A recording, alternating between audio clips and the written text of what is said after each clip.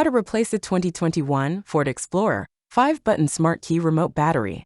Now here's Sergeant Locksmith to show you how.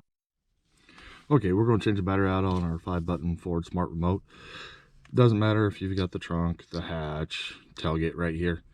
It's all the same principle on these. Just the button configuration will be a little bit different. That's it.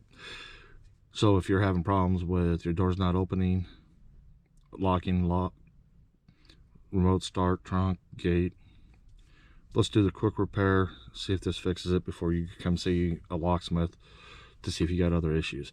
First things first, if the keys are attached to it, doesn't matter, leave them on. Remove emergency blade. I like using a flat tip screwdriver for this. It's just me. Notice this is where your emergency blade is. Come to the opposite side, you'll see this indentation. Take your flat tip, put it in there, just twist it and twist. You notice it wants to pop up. I don't pry on it because you can break the little tab that sits in here. I like to take the flat tip and just slide it in right over here on the side. Pops up. That's that little tab I was telling you about. They can cause a problem.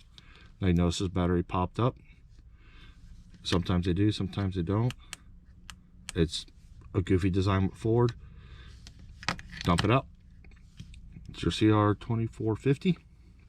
Go ahead and put your new battery in, slide it in, push down, and you notice it doesn't latch on here. You can turn around and even try that. It won't work. I've always found that you put it in, set it down, this back cover pushes everything down in there. Remember that little tab I told you about? Slide it in. We push down. And there you go. You've changed it. Hey, if you would give me a thumbs up, comment down below. Thanks again for watching.